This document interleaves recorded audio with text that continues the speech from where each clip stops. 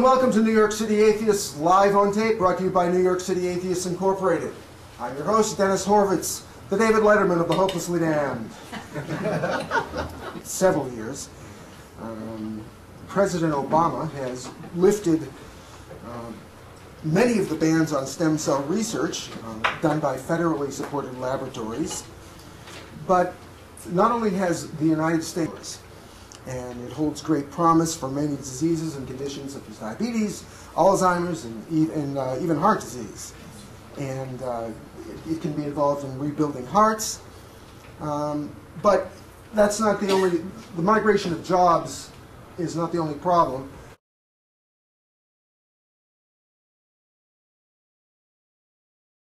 Are migrating to these countries. Regenerative medicine basically focuses on stem cell cures, and it holds great promise for many diseases and conditions such as diabetes, Alzheimer's, and even heart disease. And it can be involved in rebuilding hearts. But that's not the only, the migration of jobs is not the only problem.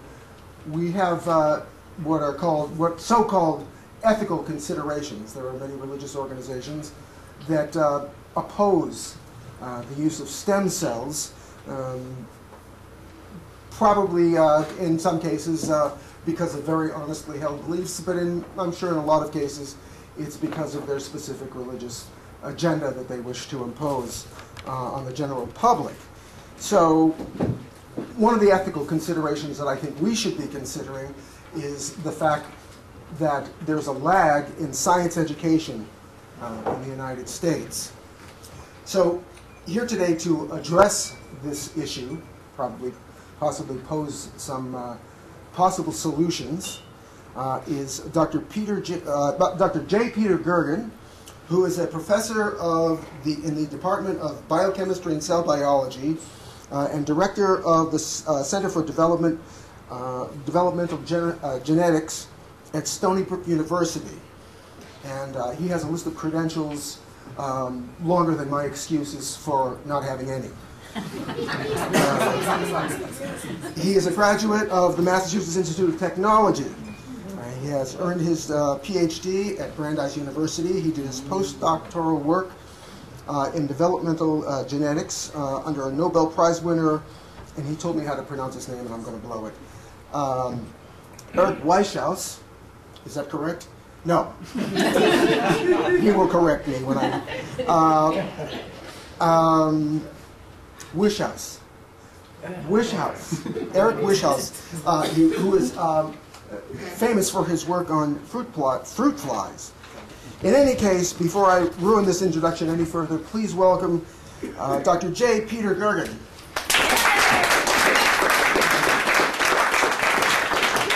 I already went over these. So these embryonic stem cells, or ES cells, they can be cultured in their pluripotent state. We can induce them to differentiate. We can modify them genetically by putting DNA, engineer them genetically by putting DNA back in. And in the mouse system, you can actually take these cells, you can put them back into a blastocyst stage embryo, and if one of those cells ends up in the germline, you can get, in the next generation, a mouse that came from the cell that you've genetically manipulated. Okay, so human stem cells, some of the issues, embryonic versus adult. The embryonic stem cells, obviously, they're isolated from embryos. The adult stem cells, isolated from adults. Here we know exactly where to go. You go to the blastocyst stage, you take out the neutral mass. Here it depends on the tissue. In some cases we know exactly who they are, in some cases we don't. Embryonic stem cells, easy to grow, relatively easier to grow and manipulate. The adult stem cells, in some cases, so the dermal stem cells, we know how to grow them, we can't purify them. Hematopoietic stem cells, we can't grow. The embryonic stem cells, we believe or think there's a lot of evidence that you can generate many, if not all, different cell types using these. The adult stem cells, it's not clear that you can do everything, although at the last couple of slides I'll show you some of the recent developments that say that the stem cells from adults may be very, very useful. One of the issues with embryonic stem cells in terms of therapies is that if you're going to, just like with a bone marrow transplant, you need to find a person that's a good match so that you don't end up with a rejection issue. That if you're going to do regenerative medicine, you're going to replace somebody's cardiac tissue or some of their pancreatic tissue with stem cells. Those stem cells need to be a good match. And that was one of the people that wanted to do this kind of medicine, the doctors. One of their major objections to Bush's edict, so we've got 80 lines, that's enough, is that those 80 lines weren't very diverse. I think they were from about 6 different labs, not representing the diversity that is in the human population across the earth. That was not going to be useful in the long run for doing therapies. With adult stem cells, the very potentially really important thing here is that if you could take a cell out of me and then use that to grow up some pancreas or some liver or some heart, there's no transplant problems. You could then go back and repair me using the cells that comes from myself. Okay, so I want to talk now a little bit about embryonic stem cells. There was a lot of reason to think that they had a lot of potential and they were very useful. There's also this big ethical issue that you're potentially taking a life away. Here's a blastocyst stage embryo that could possibly become a human being that you're sacrificing.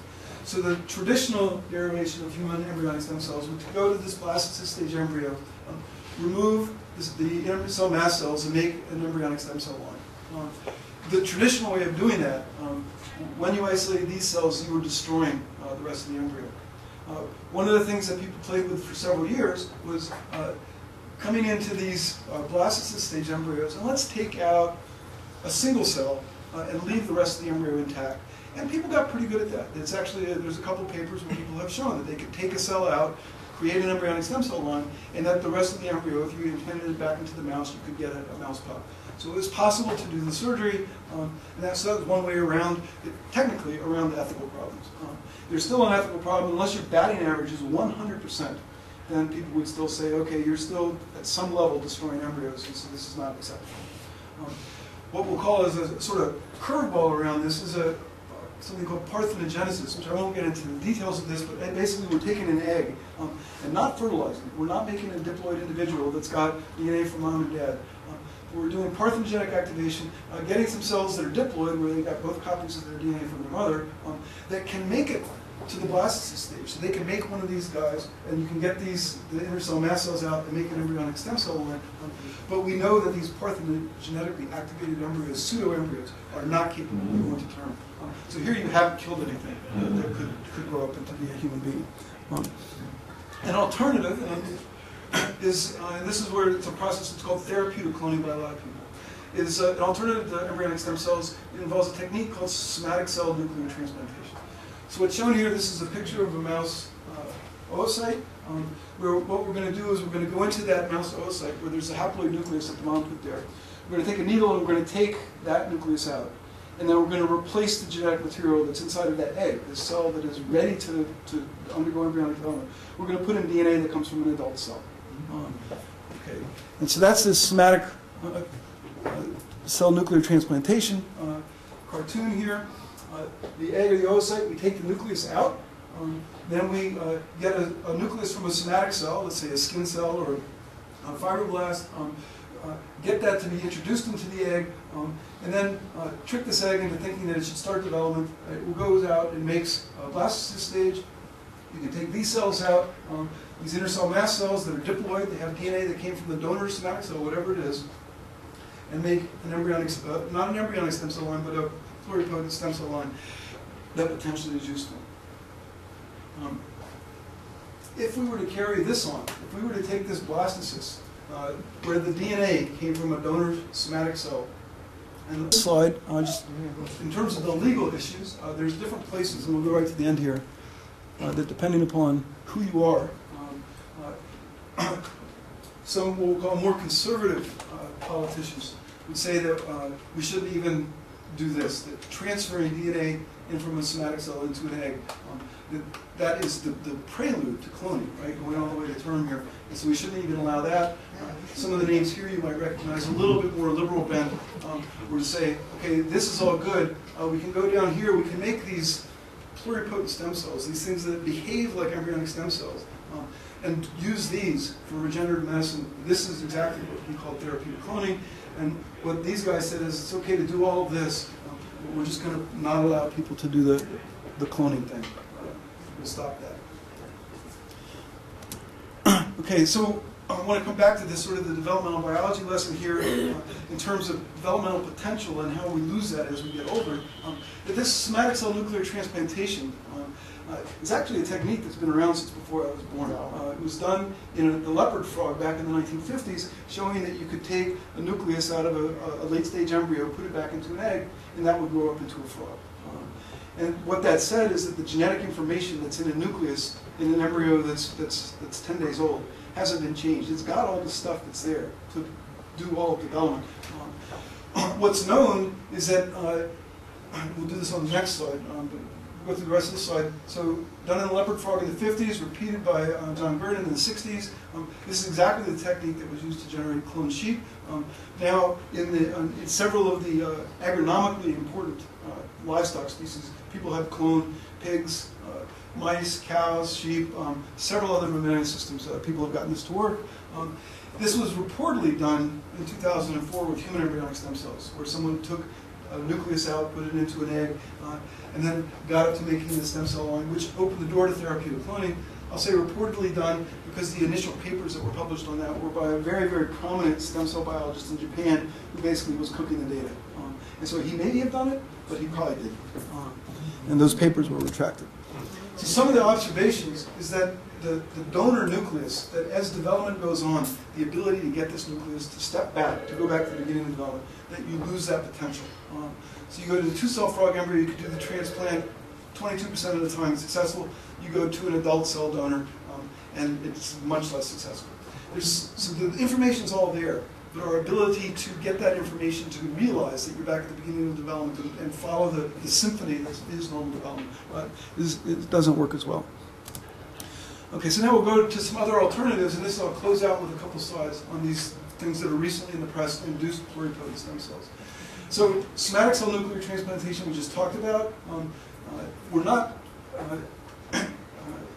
so it's cloning. If you were to implant this and take it to term, most people in the world would say cloning is not a good thing.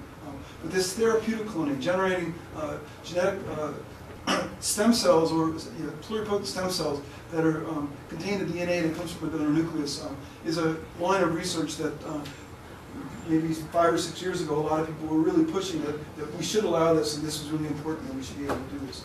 So that was one way to get around this, this problem with embryonic stem cells, is we're not really killing a normal embryo, right? We've taken an egg, we put it in a diploid nucleus, there's no sperm involved here. We haven't created a normal zygote that would normally give rise to a complete human being, and so this should be allowed. Another way around this is, okay, let's even forget about playing around with an egg. Let's take a cell that has the stem cell properties we want. Let's fuse it with a skin cell, and then get, so now it's not genetically normal. We've got 4 copies of all the chromosomal material, but we have a stem cell line that's potentially useful for some treatments. The thing, so I spent the last couple slides on, is this business with induced pluripotent stem cells. And this is an important enough breakthrough that there's a new nomenclature, a new jargon that's come out, which is, you'll see in most of the slides, it's a lowercase I for induced, and then IPS for induced pluripotent stem cell.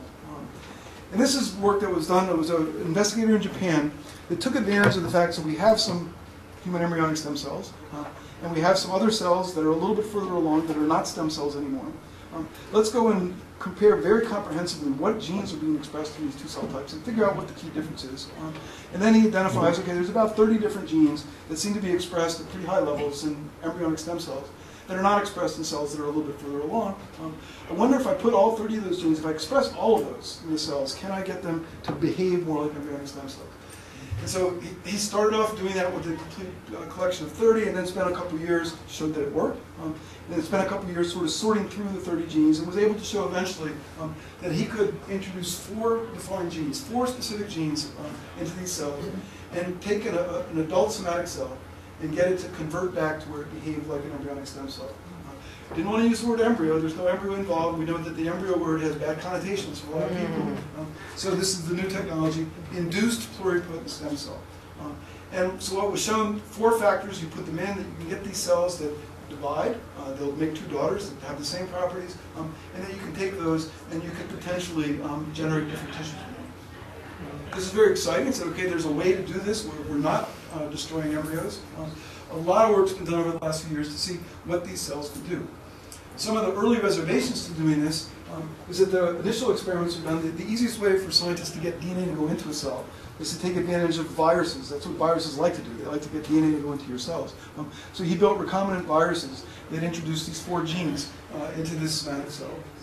And so these viruses, when they introduce the DNA into the cell, it's potentially mutagenic. The DNA lands in one of your genes that you need for the cell to be normal. You're potentially making the cell abnormal. And 2 of the 4 genes were genes that we know are associated with cancer. So you're putting in genes that are proto-oncogenic, that want to drive the cells to divide and potentially become a tumor. I don't know that most people would say, okay, yeah, put some tumor in me and see if we can fix my little problem I'm having with my kids I need. So there's a lot of reservations, but at least the door was open to thinking that this is potentially a really important thing.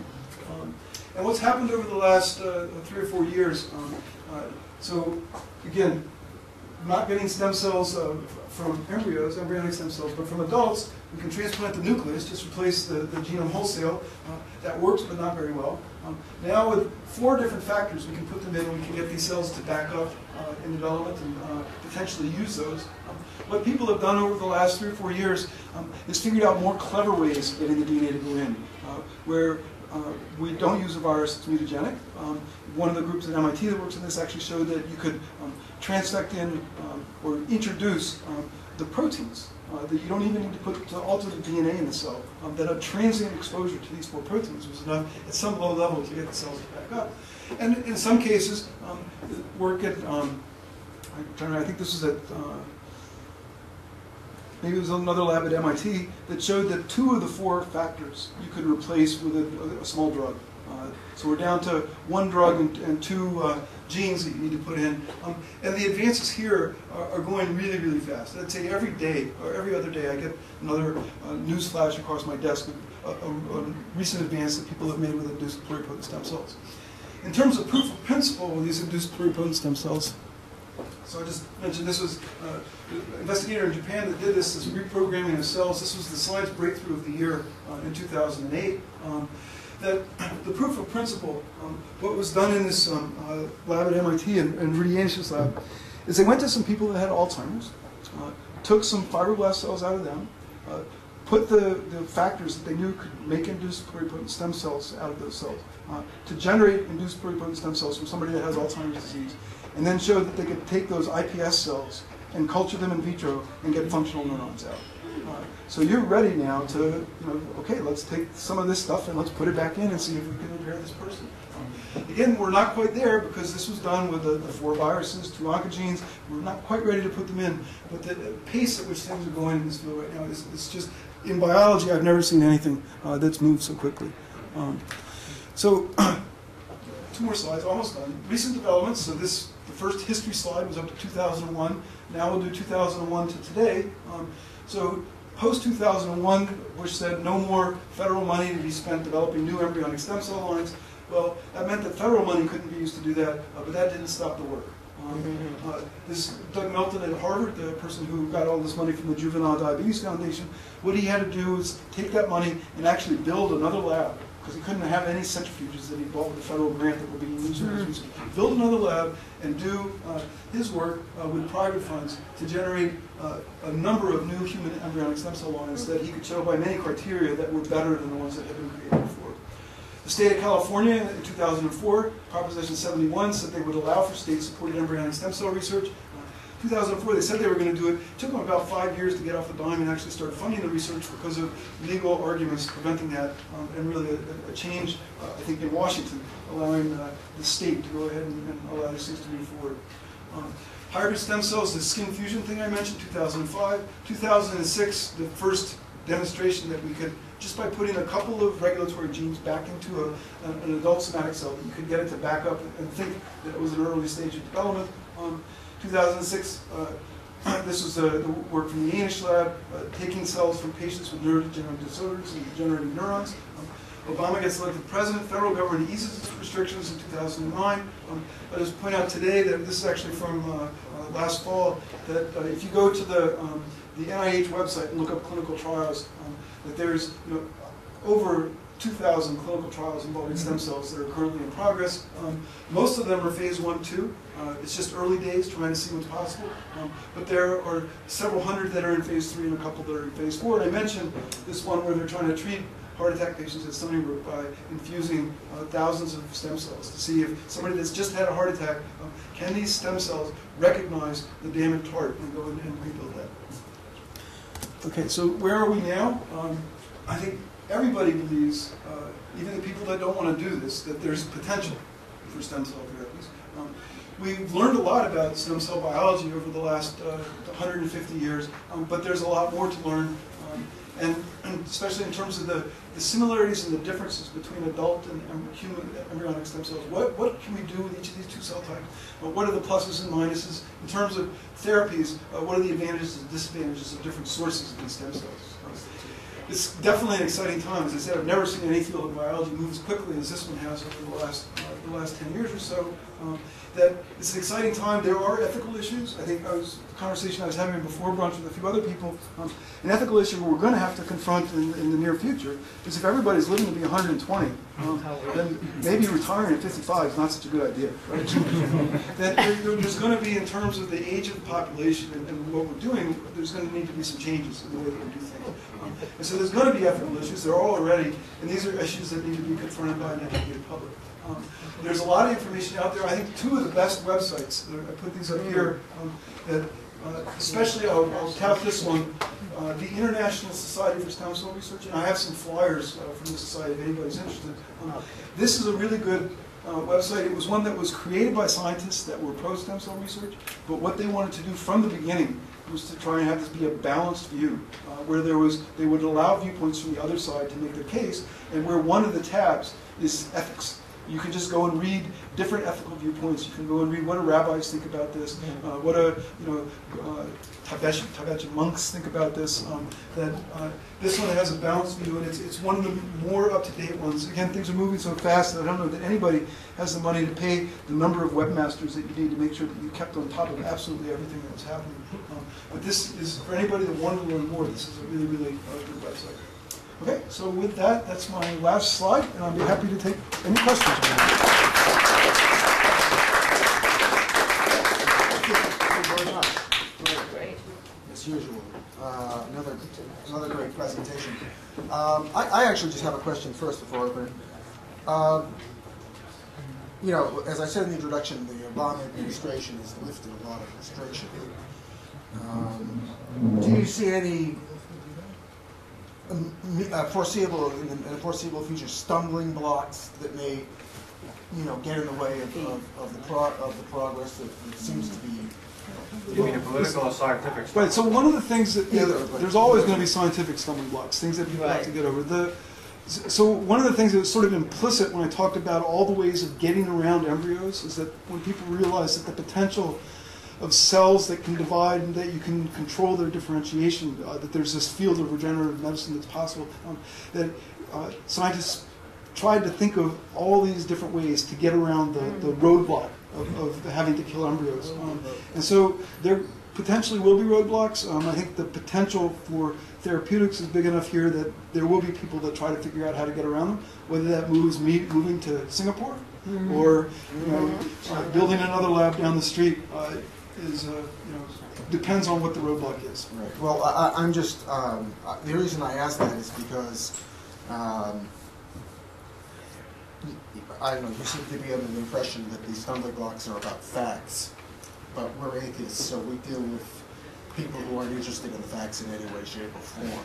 So when you have a religious point of view, the fact that you may have very eloquently and specifically have explained why. You know, a certain procedure has nothing really to do with generating a human life or inhibiting a human life. These people generally don't want to know about that kind of thing anyway. Right. So my answer to that would be the reason why I'm here, which is the last slide. These times need an educated public. And that's why when people ask me to give this talk, I've never said no. Right. I did ask Ken to explain a little bit about, you know, the goal here, but you know, and I teach this course to undergraduates at Stony Brook because I hope that you know, every year, you know, if I continue to try and educate people, that we'll get to the point where there's more people that are Right. trying to deal with the facts. Right. I will, there are, so the federal government has eased its restrictions somewhat. Scientists are pretty sensitive about this. I mean, maybe there's the occasional really crazy guy that wants to go off and do something really devious on his own. But anybody that's doing biomedical research at any institution in the United States that gets a penny from the federal government, there are committees that if you want to do things with vertebrate embryos, you have to write out exactly what you're going to do, how many frogs you're going to use, what are you going to do with them, what are you going to do to alleviate pain and suffering. And there's a committee that reviews that has to approve it, and that committee always includes at least one layperson, somebody that's not part of the university. And so people are trying to be careful. All that said, there are 3 states, and I won't name them, but you can probably guess what color they are, that said, well, the federal government has eased its restrictions, but we're not. That we're not going to allow you to do that here. And that's, so that for people that want to do stem cell research, there are now 3 states that the university medical centers in those states are going to lose some of their best scientists to go to other states. Where they can do. Must be the will of God. Also, let me say, please try to keep your questions as short as possible because we want to get everybody in. Go ahead, Howard. Yes, I teach the same subjects that you do. I teach physiology and also environmental science. The most difficult question that I have to deal with and I pose to you is, what do you do when this enables the population of the Earth to just expand and expand and expand because people's longevity is just extended immensely by the fact that they now can replace so many different parts that wear out? And I try to deal with this, especially with my environmental science students, and they're horrified because I tell them we're on planet Earth like we're sailing on the Titanic heading for an iceberg. And honestly, it scares the shit out of them, pardon my French here. And I don't have good answers for them. I tell them, you come up with answers. You tell me that you're not going to reproduce and have any children, or only one child, like they do in China. Come up with some ideas, because unless we do, the miracles of modern science are going to just extend life so much that the population explosion will occur even faster. Yeah, I mean, that's why I raised that at the end. That's ethically, that's a different ethical issue from destroying embryos. But for the human population on this earth, that is equally as important an ethical issue. And yeah, do we